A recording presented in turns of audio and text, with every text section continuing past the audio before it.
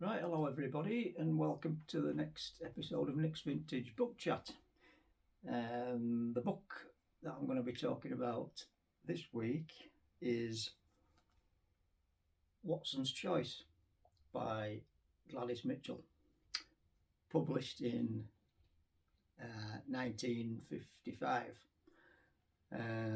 It's a mystery novel, crime, whodunit. The main character is Mrs. Bradley, who featured in 66 novels by Gladys Mitchell, so she was quite prolific. I think she wrote at least one book a year during her writing career, maybe even more. She wrote under pseudonyms as well. But Mrs. Bradley was her main character, and as I say, featured in 66 novels, so quite a popular character. You might remember her from a TV series. I think it was about 20, 30 years ago, maybe, starring Diana Rigg. I think it was just called the Mrs. Bradley Mysteries. I never saw it, but that TV programme was based on these books and the character of Mrs. Bradley, or to give her a full title, Mrs. Dame Beatrice Adela Lestrange Bradley. A bit of a mouthful. She was a doctor of psychology as well, so she liked to get into people's brains when she was conducting her investigations. So this book, Watson's Choice, begins with a party organised by one of the central characters in the book, Saboon Chantry, a wealthy, eccentric, probably millionaire today by today's standards. And it's a Sherlock Holmes themed party that he throws. All the invited guests must come impersonating a character from the Sherlock Holmes canon, the short stories or the novels. I personally am a big fan of Sherlock Holmes. I've read all the Sherlock Holmes books several times and a lot of the pastiches, so I'm very au fait with the characters. I really enjoyed it, quite entertaining, the start of it. And he throws this party for people. It's a Sherlock Holmes themed party, and there's puzzles and quizzes and prizes for whoever gets the most answers and does the best. And everything seems to be all hunky-dory until he announces during the party or afterwards that he's going to marry the governess of his adopted son, which is quite strange because she's a lot younger than him and they don't seem to get on very well together. In fact, they don't seem to like each other. So everyone at this party, including Mrs. Bradley, who's been invited to this party, should I say, she's there. They all are kind of scratching their heads, sort of thing, and in a bit of a quandary as to why he's marrying this girl, and they can't really understand it. And there's a lot of recriminations, and obviously he's a very rich man, and they're thinking, he's after his money, blah blah blah. A lot of people seem to be after his money.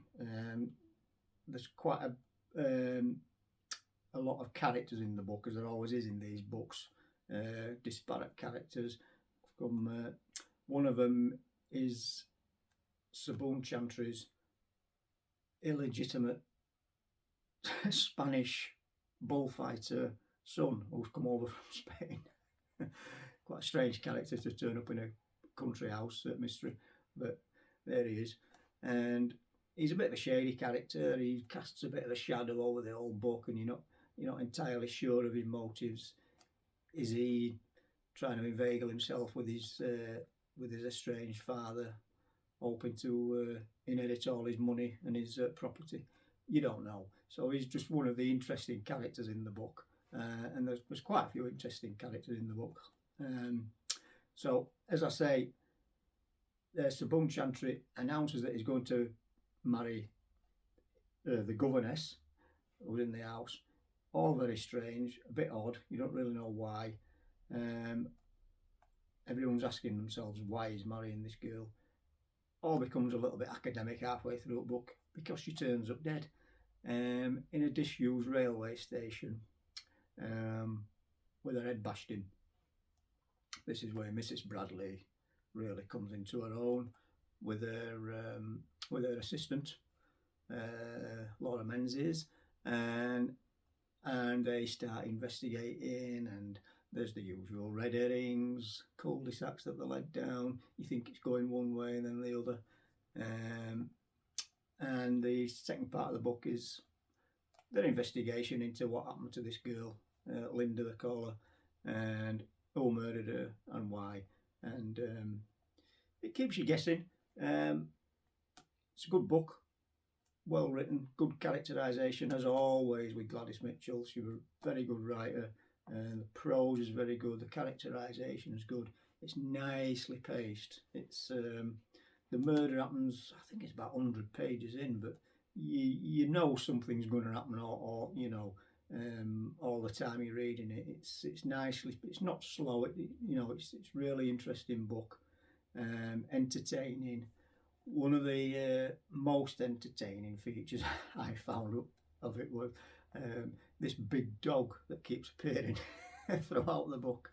It appears first while they're having this house party at the beginning of the book, this Sherlock Holmes party, and it turns up at the French windows.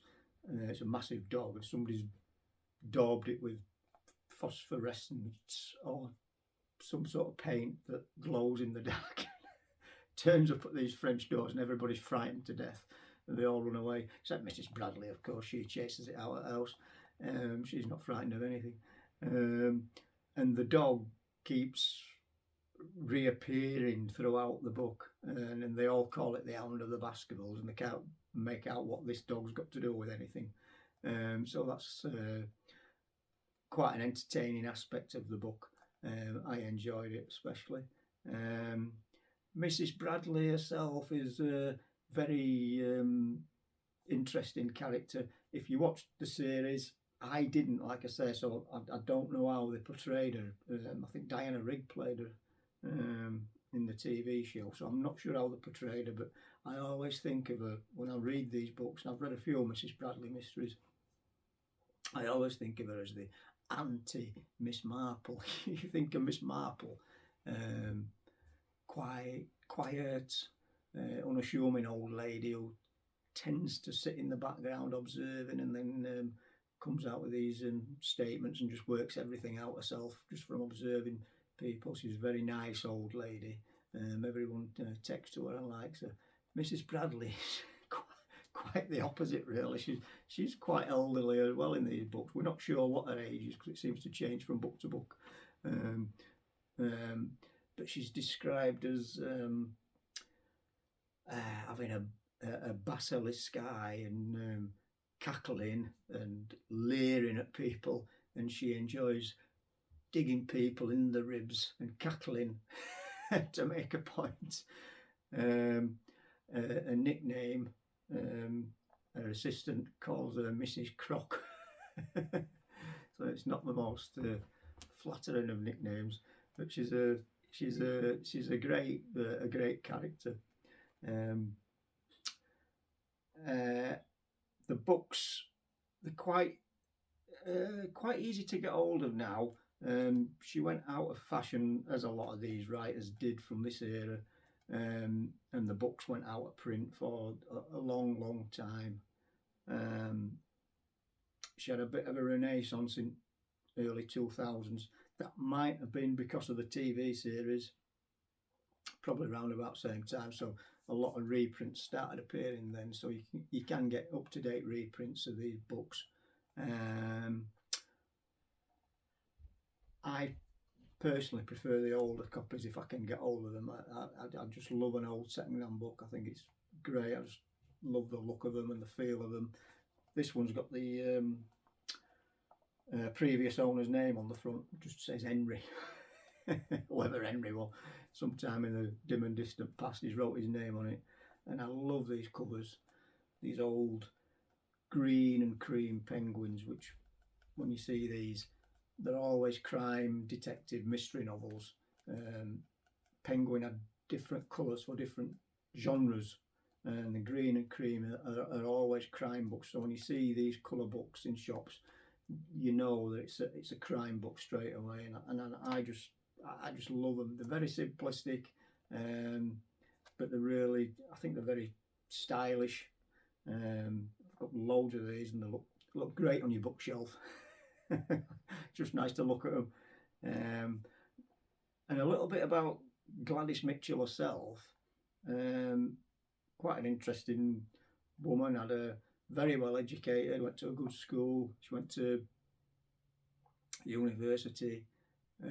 She worked as a teacher for a long time, teaching various subjects. She was a member of the detection club and loads of other different things. She was a member of the British Olympic Association. I think she actually taught, might have been hurdles or something like that when she was a teacher, as well as the other subjects. So she was really into physical fitness as well. She was a prolific writer, as I say, very well educated lady. I think she died in about 1983, maybe, something like that, I think. And the Mrs. Bradley books are really worth reading.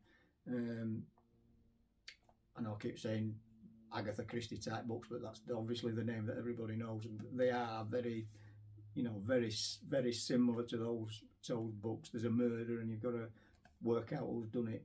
I suppose a lot of vintage crime books from this era are very, very similar,